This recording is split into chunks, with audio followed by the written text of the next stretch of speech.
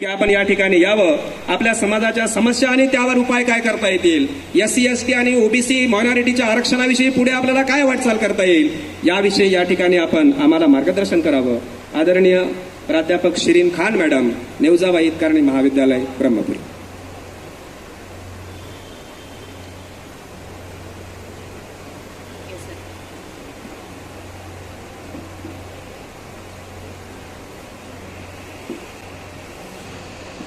आज से 1400 साल पहले अरब देश में जहां बेटियों को मार दिया जाता था, जिंदा दफन किया जाता था, पैदा होते ही दफन किया जाता था, ऐसे देश में, ऐसे माहौल में उस बेटी को, जिंदा दफन होने वाली बेटी को प्रॉपर्टी में राइट दिया गया.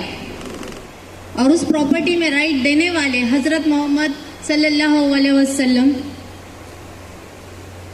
शोषण करने वालों को खत्म करना और शोषित वर्ग को आगे बढ़ाने के लिए संविधान के रचयिता महामानव डॉक्टर बाबा साहेब आम्बेडकर, स्वराज की स्थापना करने वाले शिवाजी महाराज, विद्या की मशाल, शिक्षा की मशाल लेकर खड़े होने वाले महात्मा ज्योतिबा फुले, सावित्रीबाई फुले और उनके इस मिशन में, इस शिक्षा को फैलाने के मिशन में उनका साथ देने वाले उस्मान शेख, फातिमा शेख, शिक्षा के महत्व को समझकर 1875 में अलीगढ़ मुस्लिम यूनिवर्सिटी की स्थापना करने वाले सर सैयद अहमद खान और सभी महामानव को मेरा सलाम. बामसेफ तालुका कमेटी ब्रह्मपुरी द्वारा आयोजित इस वैचारिक चर्चा सत्र, जिसका विषय है SC ST OBC और माइनॉरिटी के आरक्षण में सरकार का नकारात्मक रवैया. और आज के इस कार्यक्रम के अध्यक्ष माननीय प्राध्यापक संजय मगर सर, प्रमुख मार्गदर्शक एडवोकेट भूपेंद्र रायपुरे सर, प्रकाश वट्टी सर, मेरे कलीग, हम एक ही कॉलेज में पढ़ाते हैं, डॉक्टर प्रकाश वट्टी सर, और बुर्डे सर जो यहाँ हैं ही नहीं, जो अभी भी समाज के काम में लगे हुए हैं. और इस मंच पर सभी लोग, उपस्थित लोग, और इस मंच के सामने सारे ही उपस्थित लोग. किसी ने बड़ा खूब कहा है, उसूलों पे जहां आँच आए, उसूलों पे जहां आँच आए, टकराना जरूरी है, जो जिंदा हो तो जिंदा नजर आना जरूरी है. और आज आप लोग ये साबित करते हैं कि समाज में आज भी लोग जिंदा है. अभी अफसोस की बात है वट्टी सर कि जिंदा लोग कम हैं, लेकिन हम ये तो नहीं सोच सकते कि जिंदा लोग कम हैं. हम इस उम्मीद पर आगे बढ़ते रह सकते हैं कि हमें और भी लोग जुड़ेंगे और कारवां बनता जाएगा. तो इस उम्मीद के साथ मैं इस टॉपिक पर बोलना शुरू करती हूँ, और साथ ही साथ बामसेफ तालुका यूनिट का धन्यवाद कि मुझे आकर यहाँ पर माइनॉरिटी को एक रिप्रेजेंट करने की उन्होंने मौका दिया, मुझे चांस दिया, ताकि मैं इस माइनॉरिटी के रिजर्वेशन का मुद्दा है और उसमें स्पेशली मुस्लिम रिजर्वेशन का जो मुद्दा है उस पर अपनी बात रख सकूं.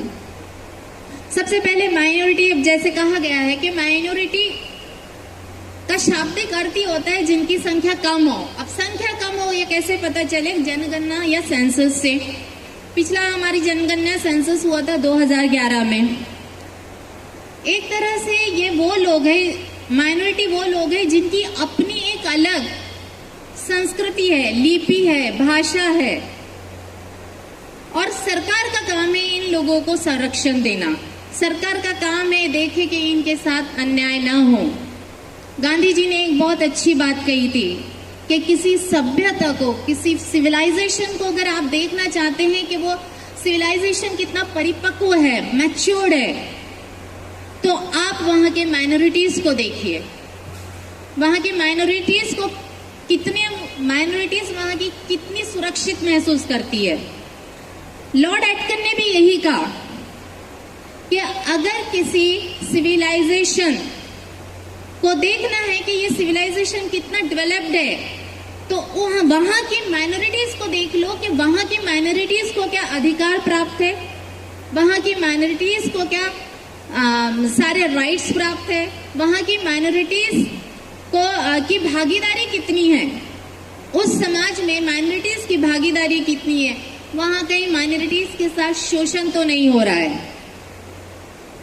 अब हमारे यहाँ इस देश में अगर आप ये देखें कि माइनॉरिटीज का शोषण तो नहीं हो रहा है, तो मुझे नहीं लगता आज के दिन कहीं ऐसा एक दिन ऐसा जा रहा हो जहां माइनॉरिटीज के साथ गलत ना हो रहा हो, जहां किसी मुसलमान को मारा ना जा रहा हो, जहां किसी दलित को प्रताड़ित न किया जा रहा हो।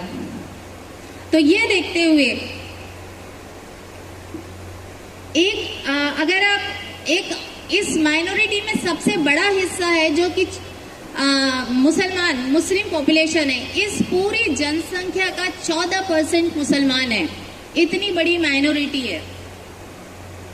माइनॉरिटी होते हुए भी उसे किस तरह की सुरक्षा प्राप्त है, ये तो आप अगर हमारे लोकसभा में भाषणों में हमारे प्रधानमंत्री के भाषणों को आप देखें तो उससे समझ में आ जाएगा कि प्रधानमंत्री का जितने भी भाषण है आप उनको अगर नजर डालें तो उन पूरे भाषण का निचोड़ जो है, उस पूरे भाषण का सेंटर पॉइंट जो है वो गिने चुने शब्दों पर है।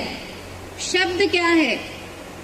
मुस्लिम, मस्जिद, मदरसा, मटन, मंगलसूत्र, मुगल।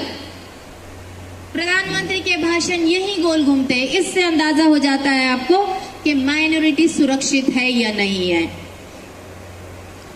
मैं हमारे माननीय प्रधानमंत्री से कहना चाहूंगी कि आप अगर नरेंद्र बनकर आए हैं तो नरेंद्र दाभोलकर बनिए।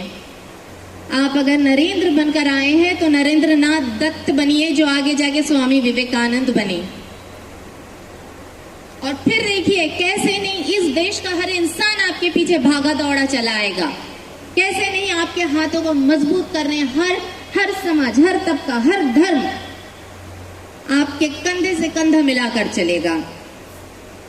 जहां देश में माइनॉरिटी रिजर्वेशन, मुस्लिम रिजर्वेशन की बात होती है तो उसे करार दिया जाता है कि वो माइनॉरिटी अपीसमेंट है, माइनॉरिटी तुष्टिकरण है, माइनॉरिटी को क्या कहेंगे, खुश करने के तरीके हैं। बीजेपी ने नारा दिया हुआ है justice for all, justice for all, appeasement for none. हम जस्टिस, इंसाफ सबको देंगे, खुश किसी को नहीं करेंगे। एक बैकग्राउंड देख लेते हैं। इससे आज का मेरा ये टॉक टोटली मुस्लिम रिजर्वेशन पर रहेगा क्योंकि ये माइनॉरिटी का सबसे बड़ा तबका है, माइनॉरिटी का सबसे बड़ा तबका है। इसलिए मेरा, और मैं इस समाज से आती हूँ तो मेरा इस पर ज्यादा जोर रहेगा। एक बैकग्राउंड देखते हैं मुस्लिम रिजर्वेशन का। अगर मैं कहूँ तो क्रोनोलॉजी क्या क्या हुआ मुस्लिम रिजर्वेशन के ताल्लुक से। मार्च 2005 में हमारे तब के तत्कालीन प्रधानमंत्री मनमोहन सिंह एक हाई लेवल कमेटी गठित करते हैं। कमेटी का नाम होता है सच्चर कमेटी। इस कमेटी को ये काम दिया जाता है कि वो रिपोर्ट पेश करे मुसलमानों के आर्थिक, शैक्षणिक और सामाजिक स्टेटस पर।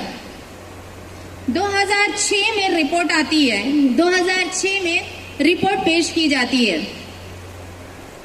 और रिपोर्ट में क्या कहा जाता है? रिपोर्ट में कहा जाता है कि मुसलमानों की हालत तो एससी और एसटी से भी कम है, एससी और एसटी समाज से भी बुरी हालत है मुसलमानों की।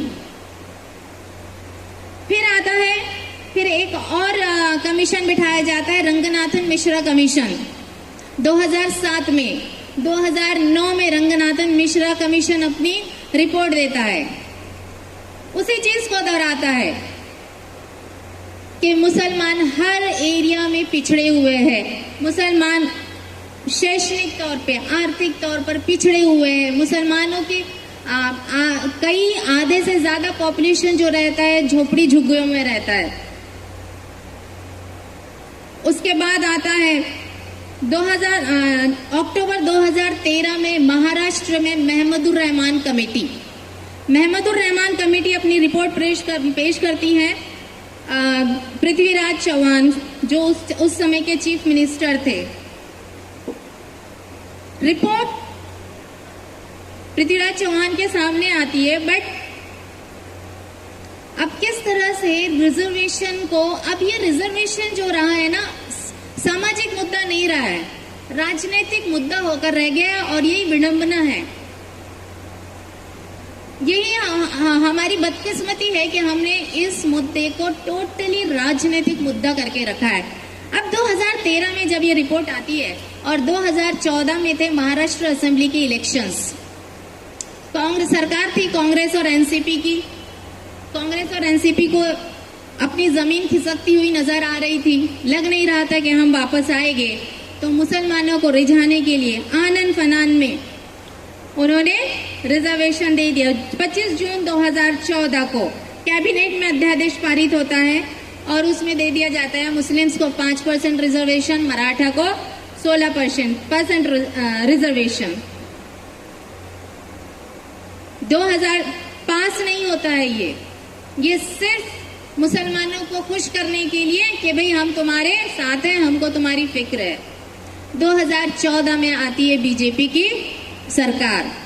2014 के इलेक्शंस में जीत कर आने के बाद केतन तिरोडकर एक पत्रकार है, वो इसके अगेंस्ट हाई कोर्ट में पिटीशन डालते हैं कि ये जो रिजर्वेशन दिया गया था ये गलत है। और हाई कोर्ट, उनका कहना है तिरोडकर का कि मुस्लिम रिजर्वेशन जो दिया गया वो धर्म के आधार पर दिया गया है, जो नहीं दिया जा सकता है। इस पर मैं बाद में आऊंगी, हम डिटेल में चर्चा करेंगे। और मराठा को रिजर्वेशन इसलिए नहीं दिया जा सकता कि अभी वो इतने पिछड़े नहीं है। 14 नवंबर 2014 को high court, Bombay high court दोनों आरक्षण पर रोक लगा देती है। इस बात पर ध्यान दीजिएगा कि 14 नवंबर 2014 को हाई कोर्ट इस आरक्षण पर रोक लगाती है, लेकिन हाई कोर्ट इस बात को भी मानती है कि जो मुसलमान है वो बहुत पिछड़ा हुआ है, हर तरीके से पिछड़ा हुआ है, चाहे भाई चले ही वो आर्थिक हो, इकोनॉमिकली हो, सोशली हो और एजुकेशनली हो। और इसलिए हाई कोर्ट कहती है कि मुसलमानों को 5% रिजर्वेशन दिया जाए इन एजुकेशनल इंस्टीट्यूशन में, शैक्षणिक संस्थानों में 5% रिजर्वेशन मुसलमानों को हाई कोर्ट देती है। 15 नवंबर 2014 को फडणवीस साहब मीटिंग लेते हैं और उसमें मराठा आरक्षण को कैसे बचाया जाए इस पर चर्चा होती है, मुसलमान रिजर्वेशन की बात भी नहीं होती है। मार्च 2015 को मुसलमान रिजर्वेशन के उस ऑर्डिनेंस, उस बिल को टोटली स्क्रैप कर दिया जाता है, खारिज कर दिया जाता है हाई कोर्ट का आदेश होते हुए भी। और ये गलती सिर्फ सरकार की है, ये मैं नहीं कहूंगी, ये गलती हम समाज की भी है। ऐसा मुस्लिम समाज है, मैं भी इस चीज की जिम्मेदारी रहती हूँ कि इसको स्क्रैप डाउन किया गया, उसमें हमारा भी उतना ही हिस्सा है। हम उतने जागरूक नहीं थे, हमने उतना अपना रोष दिखाया नहीं। अब आप कहते हैं कि धर्म के आधार पर आप आरक्षण नहीं दे सकते, धर्म के आधार पर मॉब लिंचिंग होती है, धर्म के आधार पर सीए एनआरसी लाया जाता है, धर्म के आधार पर सारे काम होते हैं, धर्म के आधार पर एक निहत्थे को पकड़कर एक भीड़ मार देती है, धर्म के आधार पर आर्थिक बहिष्कार होता है, धर्म के आधार पर हिजाब पर बैन होता है। ठीक है, हम नहीं कहते। अगर संविधान आर्टिकल 15 का दिया जाता है कि व्हाट डज आर्टिकल 15 स्टेट क्या करता है, the state shall of race, religion, caste, gender and place of birth, राज्य कोई भेदभाव नहीं करेगा, सिर्फ धर्म के बेस पर या कास्ट के बेस पर। हम संविधान को मानने वाले लोग हैं। संविधान हमारे लिए हम संविधान की उतनी इज्जत करते हैं जितने अपने धर्म ग्रंथ की करते हैं। हमको पता है बाबा साहेब के संविधान से ही हमें अब तक हमारे अधिकार मिले हैं और कल भी हमको अपने अधिकार यही संविधान देगा। हम उन लोगों में से नहीं जिन्होंने कहा कि संविधान को बदल दो, नहीं। लेकिन आप जब संविधान की बात करते हैं, हमारा अस्तित्व इस संविधान से है, हमारी पहचान इस संविधान से है। लेकिन आप जब संविधान की बात करते हैं तो संविधान के ही आर्टिकल 15(4) पर भी जाइए, संविधान के ही आर्टिकल 341 पर भी जाइए। क्या कहता है आर्टिकल 341? आर्टिकल 341 प्रेसिडेंट को पावर्स देता है कि वो गवर्नर से कंसल्ट करके किसी भी ग्रुप को, किसी भी सोशल ग्रुप को एससी लिस्ट में डाल सकता है। और इसी आर्टिकल प्रावधान की वजह से प्रेसिडेंशियल ऑर्डर 1950 जो है वो क्या कहता है, एससी लिस्ट में हिंदू समाज के अलावा कोई भी समाज नहीं आ सकता। धर्म आ गया। उसके बाद प्रेसिडेंशियल ऑर्डर 1956 उसमें अमेंडमेंट होता है और उसमें सिख भी इंक्लूड किए जाते हैं। एससी लिस्ट में सिख इंक्लूड हुए 1956 में, 1990 में बौद्ध भी इंक्लूड हुए। धर्म के आधार पे न सिख हिंदू है न बौद्ध हिंदू है। तो जब सिख इंक्लूड हो सकता, बौद्ध इंक्लूड हो सकता, तो मुसलमान को इंक्लूड करने में आपको क्या प्रॉब्लम है? एक तरफ आप धर्म की बात करके कहते हैं कि नहीं, एक तरफ आप आर्टिकल 15 को लगाकर कहते हैं कि नहीं, धर्म के नाम पर आपको आरक्षण हम नहीं दे सकते। दूसरी तरफ धर्म के नाम पर आप आरक्षण ले रहे हैं। तो क्यों नहीं मैं ये नहीं कह रही हूं कि सारी मुस्लिम कम्युनिटी को आप एससी लिस्ट में इंक्लूड करो, नहीं।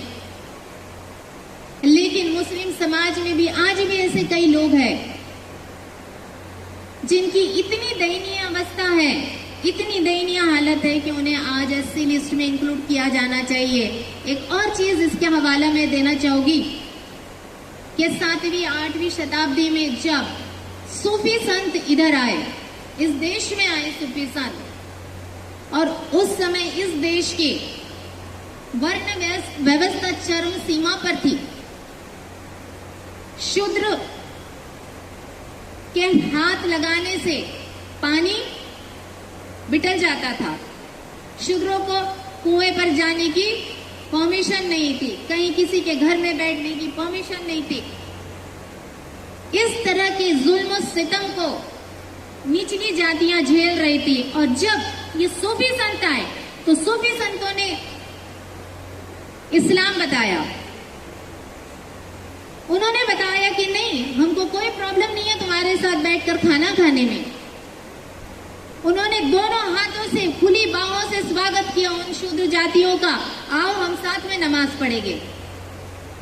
और ये देखकर ये जो इज्जत मिलने लगी तो कई प्रताड़ित जातियां कन्वर्ट हुए, धर्म बदला और इस्लाम में आए।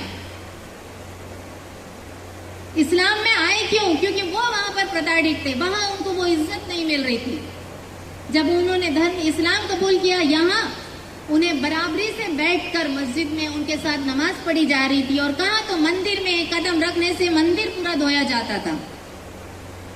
अब जब धर्म बदला, उन जातियों ने धर्म तो बदल लिया, लेकिन धर्म बदलने से उस इंसान का आर्थिक पिछड़ापन नहीं बदलता, उसके सामाजिक हालात नहीं बदलते, उसकी बायोग्राफी नहीं बदलती, उसकी पहचान नहीं बदलती। तो आज भी वो जातियां आज भी उसी दयनीय अवस्था में है। आज उनको जरूरत है, इसलिए दलित मुस्लिम्स को एससी लिस्ट में शामिल किया जाना चाहिए। एक और प्रेसिडेंशियल ऑर्डर की बात जहां मैं कर रही हूं, मैं यहाँ ये बता दूं कि रंगनाथन मिश्रा कमीशन भी एक गठित हुआ था मनमोहन सिंह के सरकार के टाइम। रंगनाथन मिश्रा कमीशन का एक रिकमेंडेशन है कि आर्टिकल 341 को रिलीजन से, धर्म से डीलिंग किया जाए,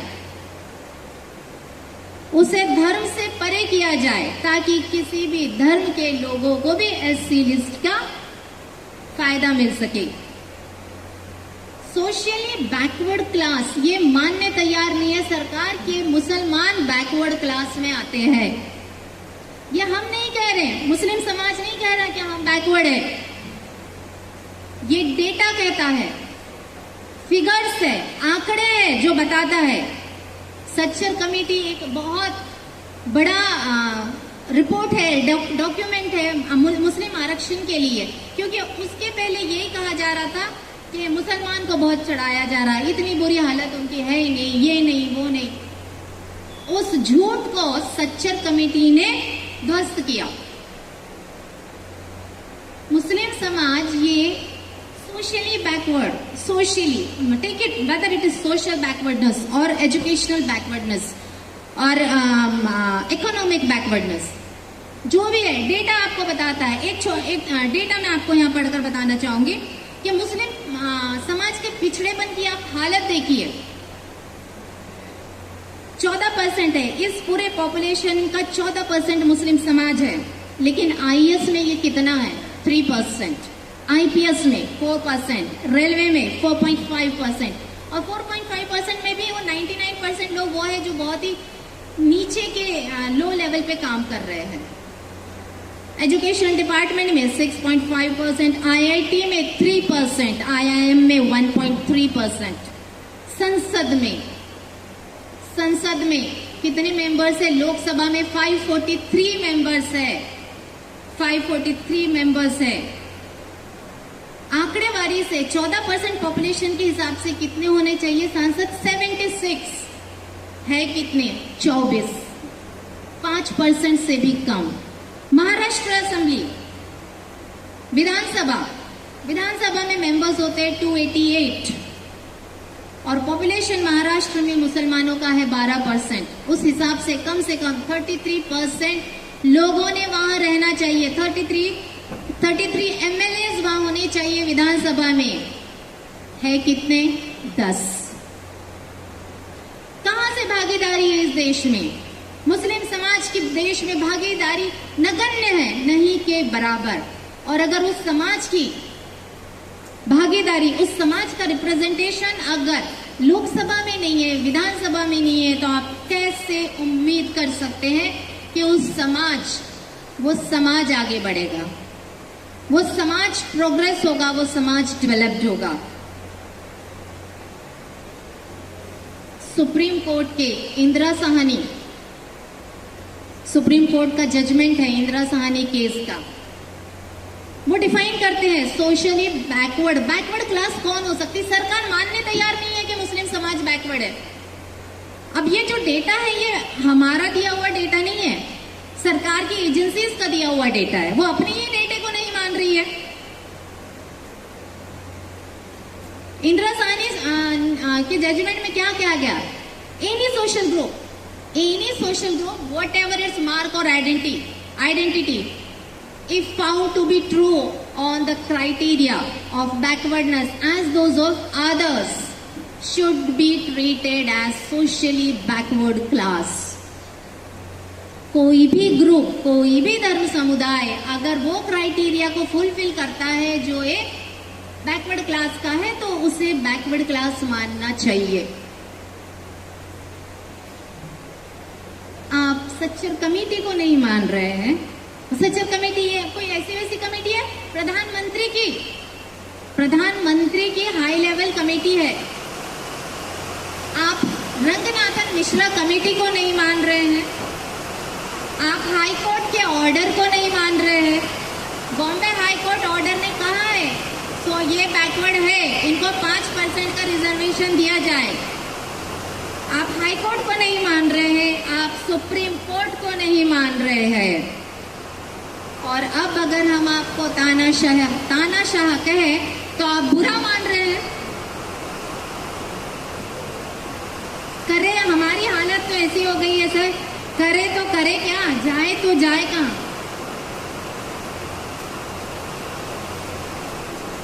संविधान, अगर आप संविधान पढ़ रहे हो ना तो पूरा पढ़ो। एक पर्टिकुलर एक आर्टिकल उठाकर उसको अपने मतलब के लिए इस्तेमाल करने के लिए बाबा साहेब आम्बेडकर ने यह संविधान नहीं बनाया था। बाबा साहेब आम्बेडकर ने यह संविधान इसलिए नहीं बनाया था कि एक पर्टिकुलर समाज को फायदा हो। उन्होंने हर उस वर्ग को जो शोषित होगा, हर उस वर्ग को जिसके अधिकार छीने जाएंगे, उन हर एक समाज के लिए बनाया था। कुछ रिकमेंडेशंस देखिए, रंगनाथन मिश्रा के रिकमेंडेशंस, सच्चर कमेटी की रिकमेंडेशंस, 76 रिकमेंडेशंस दिए थे, इसमें से 72 रिकमेंडेशंस पूरे हुए। कुछ रिकमेंडेशंस मैं आपके सामने पढ़ना चाहूंगी। इक्वल अपॉर्चुनिटी कमीशन गठित करने को कहा गया था, EOC, जहां पर जो निचला वर्ग है अगर उसके साथ कुछ गलत होता है उसकी शिकायतों का एनालिसिस, विश्लेषण करने के लिए इक्वल अपॉर्चुनिटी कमीशन, ये कहाँ है मुझे नहीं पता। फिर एक था national data bank. National data bank था कि विभिन्न सामाजिक धार्मिक समुदाय उसका डेटा कलेक्ट किया जाए। कहाँ है एनडीबी, पता नहीं। Assessment minority authority, assessment minority authority का काम था कि जो कार्यक्रम हो रहे हैं इन वंचित पिछड़ों के लिए, उनके उनके लाभ की अकाउंट किया जाए, उनके लाभार्थियों का ऑडिट किया जाए, क्या लाभ हुए उनको ऑडिट किया जाए। मुसलमान सिर्फ एक राजनीति का मोहरा बनकर रह गया है। रंगनाथन मिश्रा कमीशन, देखिए सच्चर कमेटी जो थी ना, उसने काम किया बीमारी पहचानने का। क्या बीमार है, क्यों यह समाज इतना पिछड़ा है, उस बीमारी को पहचाना। रंगनाथन मिश्रा कमीशन ने क्या किया, इलाज बताया। दोनों कमीशन में फर्क है। तो बीमारी भी पता चल गई, इलाज भी पता चल गया, बट इलाज मिले तो कुछ हो। डॉक्टर ने, आप बीमार है, आप गए, डॉक्टर ने आपकी बीमारी देखा, आपको प्रिस्क्रिप्शन लिख के दिया, ये टैबलेट्स, ये दवाएं, और आप वो लेकर घर को चले गए और फिर बोले कि अरे मेरी बीमारी ठीक नहीं हुई। तो बीमारी भी पता है, इलाज भी पता है, बट उस इलाज को लागू करना ये सरकार पर है। 15% रिजर्वेशन रिकमेंड किया है रंगनाथन मिश्रा कमीशन ने माइनॉरिटी के लिए, और उस 15% में 10% मुसलमानों के लिए, मुस्लिम आरक्षण के लिए 10% रिजर्वेशन रिकमेंडेशन है ये रंगनाथन मिश्रा कमीशन का। जितनी सरकारें आती है, जितनी पार्टियां आती हैं, जितने दल आते हैं, सिर्फ इस्तेमाल करके निकल जाते हैं। कांग्रेस तो अपने आप को मुसलमानों का मसीहा बताती है। 2006 से 2014 तक जब ये कमीशन बैठा, बुलाया गया, बनाया गया, तो 2014 तक यूपीए की सरकार थी, क्या किया, कुछ नहीं। जो रिकमेंडेशन थे वो भी पेपर पर ही रह गए, नाम के लिए आपने कुछ माइनॉरिटी कमीशंस खोल दिए, कुछ स्कॉलरशिप्स दे दिए गए और कुछ नहीं, कुछ लॉज शायद बना दिए गए। उनको हम कह सकते हैं कि टोकन स्टेप्स है और कुछ नहीं, सब कुछ पेपर पर रहकर रह गया है। जो कुछ हो रहा है वो पेपर पर हो रहा है। In real life, in practicality there is nothing. तुम्हारी फाइलों में गांव का मौसम गुलाबी है, मगर ये आंकड़े झूठे और ये दावे किताबी है। रिजर्वेशन को अपीसमेंट कहने वाले, तुष्टीकरण कहने वालों को मैं ये बताना चाहूंगी कि संविधान सब्सटेंटिव इक्वालिटी की बात करता है, और इस सब्सटेंटिव इक्वालिटी में डिफरेंशियल ट्रीटमेंट है। आर्टिकल 46 भी है इसी संविधान में। हमें सिर्फ आर्टिकल 15 सामने हमारे रख दिया जाता है, आर्टिकल 50 में इजाजत नहीं देता है। आज मैं वो सभी आर्टिकल पढ़ूंगी। आर्टिकल 46 है जो कहता है कि राज्य के कमजोर लोगों को, पिछड़े वर्गों को बढ़ावा दिया जाना चाहिए। उन्हें शोषण से बचाना चाहिए, उन्हें सुरक्षितता का एहसास दिलाना चाहिए। आर्टिकल 46 सरकार को नहीं दिखता। किस तरह के शोषण से हमको बचाया जा रहा है या शोषण किया जा रहा है, ये कोई नई बात नहीं है। मुझे नहीं लगता यहाँ किसी को ताज्जुब होगा अगर मैं ये कहूं कि अब मुसलमान का शोषण करने की हदें पार हो चुकी है। हमारे प्रधानमंत्री श्री नरेंद्र मोदी ने वादा किया था, वादे तो बहुत किए, उसमें से एक वादा मैं आपको बताती हूँ। 2022 तक सबके सरों पर पक्की मकान, सबको पक्का मकान में दिलाऊंगा। 2022 तक सबको पक्का मकान। अब पक्के मकान कितने मिले यह आप सबको पता है, लेकिन जिनके सरों पर छत है, जिनके मकान है, यूपी एमपी में उन मकानों को भी बुलडोजर से कुचला जा रहा है। और कुचल कौन रहा है? प्रधानमंत्री के बैठे हुए नुमाइंदे। और एक बात आप याद रखिए कि घरों को नहीं कुचला जा रहा है। घर तो क्या है, आज आपने कुचल दिया कल बना देंगे, लेकिन जो कुचला जा रहा है वो है लोकतंत्र, जो कुचला जा रहा है वो है संविधान, जो कुचला जा रहा है वो कोर्ट के ऑर्डर्स को कुचला जा रहा है। और इसको कुचलेंगे तो डेमोक्रेसी को इससे बड़ा नुकसान क्या होगा?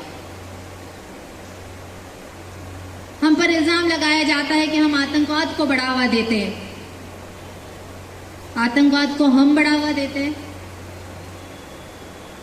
मैं आपको बताना चाहूंगी, बता इसलिए रही हूं कि ये ऐसी न्यूज छपती नहीं है, ये ऐसी न्यूज आपको गोदी मीडिया में दिखती नहीं है। आतंकवाद को बढ़ावा देने का इस समाज पे हमेशा से इल्जाम लगा है। मुंबई अटैक में जो दहशतगर्द, जो आतंकवादी मारे गए थे, उन आतंकवादियों को जब मुंबई में दफनाने की बात हुई, मुंबई के कब्रिस्तान में दफनाने की बात हुई, तो मुंबई के सारे मुसलमान ने लिख कर दिया सरकार को कि हम अपने कब्रिस्तान में आतंकवादियों को दफनाने नहीं देंगे। और आप कहते हैं कि आतंकवाद को बढ़ावा दिया जाता है। कुछ पिछले हफ्ते की बात है, आप सब ने देखा होगा, 72 साल के अशरफ अली को सिर्फ इसलिए मार दिया गया क्योंकि उनको शक था कि ये गोमांस ले जा रहा है, जबकि वो गोमांस नहीं ले जा रहा था। अब अगर रियलिटी ये है, ये दिखाया जाता है, और जो दिखाया नहीं जाता वो मैं आपको बताऊंगी। इस देश में 74 बुचड़खाने, कितने हैं? 74 बुचड़खाने जहां गौ हत्या होती है, जहां गाय को काटा जाता है। और ये लाइसेंस है, इंडियन गवर्नमेंट ने इनको लाइसेंस दिया है under agriculture and processed food authority. Agriculture and processed food authority इनको लाइसेंस देती है ये सब करने का, गोमांस बेचने का, गोमांस एक्सपोर्ट करने का। सबसे जाना माना गोमांस का एक्सपोर्टर, बीफ एक्सपोर्टर कौन है? अल कबीर। अब नाम सुने अल कबीर तो लगेगा सर मुसलमान है। मालक का नाम है सतीश सबरवाल। दूसरे नंबर के बीफ एक्सपोर्टर कंपनी है अरेबियन एक्सपोर्ट। नाम देखिए कैसे रखते हैं, अरेबियन एक्सपोर्ट। मालक का नाम है सुनील कपूर। तीसरी कंपनी है अल-नूर। ये अल-नूर बीफ एक्सपोर्टर 35 देशों में बीफ एक्सपोर्ट करती है, 35 देशों में। और ये इनका जो यूनिट है जहां ये काम करते हैं वो कहां पर है? यूपी में, उत्तर प्रदेश में ये काम हो रहा है। 250 करोड़ का चंदा दिए इन्होंने मोदी सरकार को। इनको कुछ नहीं होता। और अलवर के पहलू खान को 200 गोरक्षक घेर कर मार डालते हैं। वो कहता रहता है, चिल्लाते रहता है कि ये जो गाय मैं ले जा रहा हूँ ये दूध के लिए ले जा रहा हूँ। डॉक्यूमेंट्स बताता है वो कि ये देखो मैंने गायों को दूध के लिए खरीदा है, बट उसकी एक नहीं सुनते और उसको मार दिया जाता है। क्यों? वो 250 करोड़ नहीं देता आपको? मुस्लिम रिजर्वेशन के लिए आप मना करते हैं कि धर्म के आधार पर नहीं देते। यहाँ दोगली नीति देखिए किस तरह से है।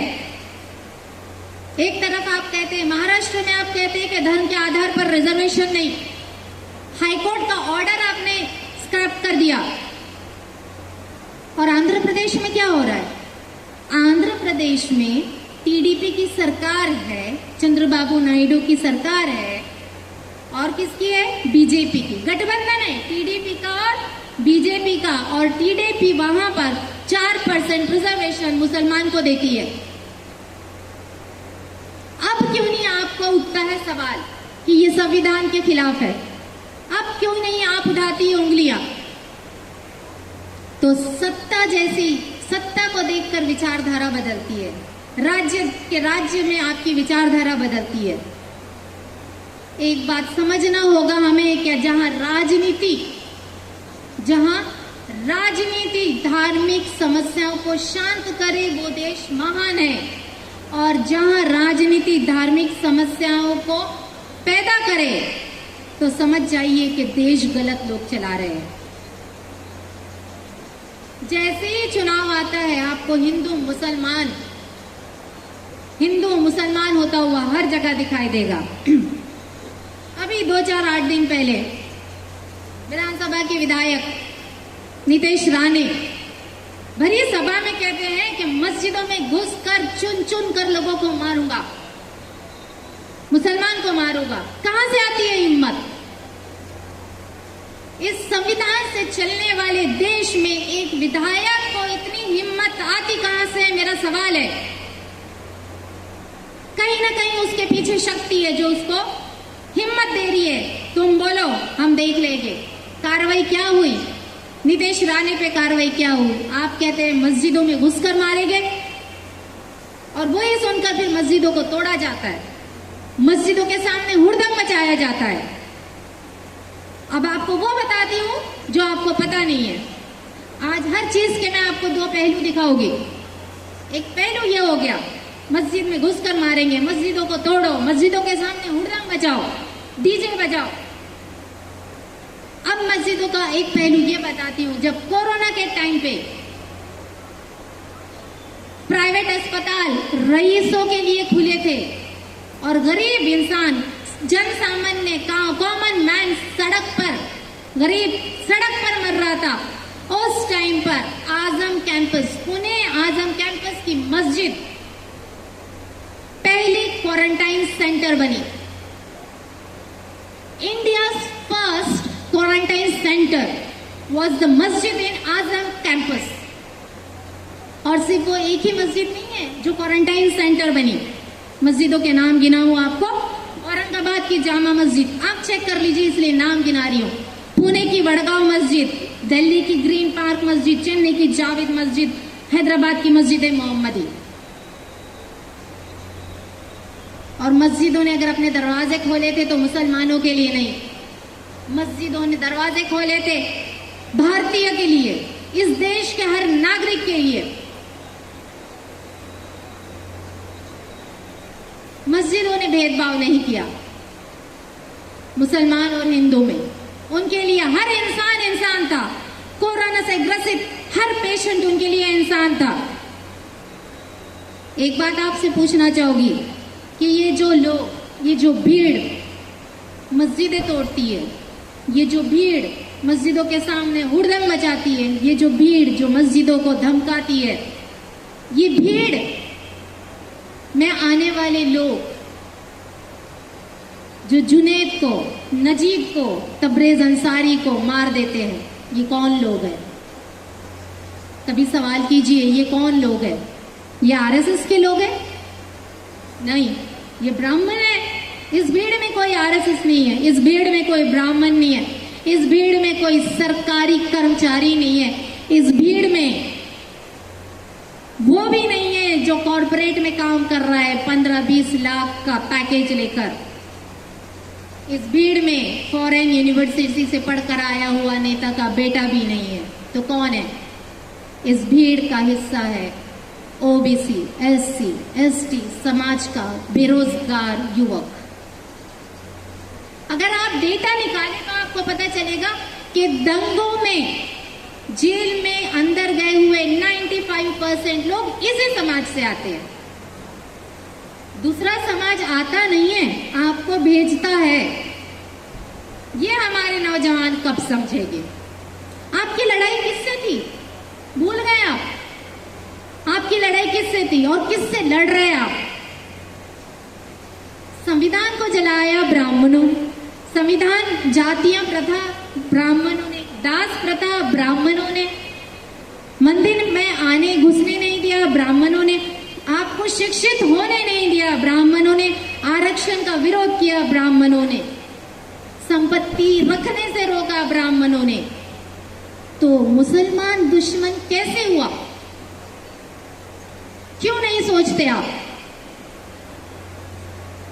तय करो, तय करो किस और हो तुम, तय करो किस और हो, आदमी के पक्ष में हो या आदमखोर हो। हमारे नौजवानों को, हमको ये बात समझनी होगी, अब्दुल को गाली देने से रमेश का फायदा नहीं होगा। अगर हमको मुसलमान को गालियां देने से अगर नौकरी मिलती है तो चलिए, हमें वो भी मंजूर है, लेकिन मिलेगी नौकरियां? मिली है इतने सालों में नौकरियां? नहीं ना, हेल्थ सुविधा फैसिलिटीज है ना, एम्प्लॉयमेंट है ना, इकोनॉमिक डेवलपमेंट है, कुछ नहीं है। और एक बात हमें समझनी होगी कि ये जो जहर हवा में भरा जा रहा है, जहर हवा में मुसलमान के खिलाफ भरा जा रहा है, लेकिन आप भूल गए कि हवा सरहदें नहीं जानती, हवा सरहदें नहीं जानती देश की, हवा सरहदें नहीं जानती समाज की। ये चारों ओर फैलेगा, ये जहर चारों ओर फैलेगा। और इसका उदाहरण इसी हफ्ते मिला जब कुछ गोरक्षकों ने दिल्ली में एक 17 साल के लड़के को गोली मार दी, मुसलमान समझकर, ये समझकर कि वो गोमांस ले जा रहा है। एक 17 साल के लड़के को गोली मारी। नाम क्या था लड़के का? आर्यन मिश्रा। प्रधानमंत्री से हाथ जोड़कर विनती करती हूं कि अब तो कसिए इन लोगों को, अब तो इन पर लगाम लगाइए। मुसलमान समझकर ये अब मिश्रा को मारने लगे। मुसलमान का योगदान बताया नहीं जाता। संतों की क्रांति से लेकर शिवाजी महाराज के स्वराज की स्थापना में मुसलमान का योगदान रहा। फूले दंपति जब शिक्षा के देने के काम के लिए निकले तो उनके एडमिशन लाने से उन्हें घर तक, जब उनके समाज ने भी उन्हें नहीं स्वीकारा, उन्हें घर पर किसने रखा? उस्मान शेख और फातिमा शेख ने। डॉक्टर बाबा साहेब आम्बेडकर ने जब स्वतंत्र निर्वाचन क्षेत्र की मांग की, मुसलमान उनके साथ कंधे से कंधा लगाकर खड़ा हुआ था। इस योगदान को आपको बताया नहीं जाता, आप तक पहुंचाया नहीं जाता। समस्याएं आपकी हो या हमारी हो, एक है, चाहे वो ओबीसी की जातिगत जनगणना हो, मुसलमानों का आरक्षण का सवाल हो, एससी एसटी समाज का सवाल हो। नाइंसाफी हर एक के साथ हो रही है और ये नाइंसाफी, ये शोषण एक ही जगह से आ रहा है। ये एक, इसका ओरिजिन एक ही है और वो है कुंठित मानसिकता। ये जो भी हो रहा है ये सिर्फ और सिर्फ कुंठित मानसिकता से हो रहा है। एक नैरेटिव बनाकर पेश किया जाता है, गोदी मीडिया आपको नैरेटिव बनाकर पेश कर देता है, जनता के दिमाग में वो बात फिट कर देता है और फिर यही मेहनत करने वाली जनता अपने आप में आपस में लड़ते रहती है। आपको बता दूं, हम रिजर्वेशन की मांग करते आए हैं और हमें सपोर्ट भी मिला है, ऐसा नहीं है। अन्य वर्गों से, अन्य समाज से सपोर्ट मिला है और आज मैं यहाँ as a representative of Muslim community, मैं आपसे हमारी इस मांग के लिए, इस आरक्षण के लिए आपसे सपोर्ट मांगती हूँ। आप याद रखिए, हम मुसलमान जो है, हम भारतीय है, हम इंडियंस है बाय चॉइस। हमने चुना है इस हिंदुस्तान को। 1947 पार्टीशन के टाइम पे हमको सर चॉइस दी गई थी, आप या तो यहाँ रह जाओ या तो आप वहां चले जाओ। हजारों दंगों के बावजूद हमने इस देश को अपनाया, हमने इस देश को चुना, हमने हमारे देश को चुना, हमारे पुरखों ने डिसाइड किया कि हमारी नस्लें, आने वाली नस्लें भी इसी मिट्टी में दफन होंगी। So we are Indians by choice, not by default. ऐसे नहीं था हम पैदा हो गए हम, और फिर हमको ये कहा जाता है कि तुम चले जाओ।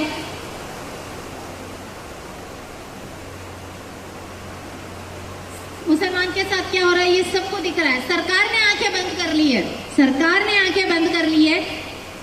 क्यों? क्योंकि ताकत का नशा अक्ल पर भारी है तुम्हारी, ताकत का नशा अक्ल पर भारी है तुम्हारी। तुम देख ना पाओगे जो हम देख रहे हैं। यहाँ नौजवान बैठे हुए, आज हमारा देश सबसे युवा देश है। 50% लोग हमारे यहाँ 25 साल से कम है, 65% हमारे यहाँ 35 साल से कम है। अगर इस युवा को अगर हमने सही डायरेक्शन में नहीं ले गया तो डेमोक्रेसी का खतरा है। यूथ डेवलपमेंट इंडेक्स, युवा बहुत है लेकिन युवा का डेवलपमेंट कितना है ये एक मैं बताना चाहूंगी। यूथ डेवलपमेंट इंडेक्स क्या है? ये यूथ को डेवलप करने के लिए क्या क्या किया जा रहा है, ये डेवलपमेंट कैसे हो रहा है ये बताता है। 181 कंट्रीज के अंदर हमारे देश का स्थान कितना है? 122वां यूथ डेवलपमेंट इंडेक्स में। इससे पता चलता है हमारा यूथ कितना डेवलप हो रहा है। मुस्लिम रिजर्वेशन संविधान की नजर से देखे तो पॉसिबल है, संविधान के दायरे में है। मुसलमान ने कुछ भी संविधान के बाहर नहीं मांगा है। इस सवाल का, इस मांग का जो भी विरोध करेगा हम बड़ी ही निडरता के साथ उसके सामने खड़े रहेंगे। एक बात आप समझ लिए, नए अंग्रेज आए हैं तो हमें आम्बेडकर, बाबा साहेब आम्बेडकर की जरूरत है, हमें शिवाजी महाराज की जरूरत है। यहाँ बैठे हुए नौजवानों से कहना चाहूंगी, गणेश पंडालों में आपकी जरूरत नहीं है जितनी गणतंत्र को जरूरत है। आइए इस गणतंत्र को हम मजबूत करें। संविधान की अगर आप बुनियादी समझ भी रखते हो ना तो मुस्लिम रिजर्वेशन को विरोध कर ही नहीं सकते। सेक्युलर देश है हम ये कहते हैं, बट सेक्युलरिज्म हमने कॉन्स्टिट्यूशनल ड्यूटी करके नहीं अपनाया है, हमने सेक्युलरिज्म को धर्म के कॉन्टेक्स्ट में अपनाया है। और यही विडंबना है और यही ट्रेजेडी है। सेक्युलरिज्म संविधान अगर देता है वो कॉन्स्टिट्यूशनल ड्यूटी है, उसे धर्म से ना जोड़े। बहुजन हमें ये संविधान ने कर्तव्य दिया है कि हम एक दूसरे को समझे, एक दूसरे के साथ मिलकर काम करें, एक दूसरे के चौकीदार बने। बट हाल तो ये है कि हमारी चौकियां ही लूट कर जा रही है। कुछ अंतिम पंक्तियों के साथ मैं अपने ये छोटी सी टॉक सीमित करना चाहूंगी। आप लोगों को इन पंक्तियों के साथ आगाह भी करना चाहूंगी कि भंवर जब भी डुबोएगा उभारा दे के मारेगा। भंवर मराठी में आई थिंक भोवर कहते हैं, जो जिसमें पानी में डूबता है। तो वो पानी में डूबने से पहले कोई भी चीज थोड़ी देर के लिए ऊपर आती है, कुछ मिनट के लिए, और उसके बाद वो हमेशा के लिए डूब जाती है। भंवर जब भी डुबोएगा उभारा देकर मारेगा।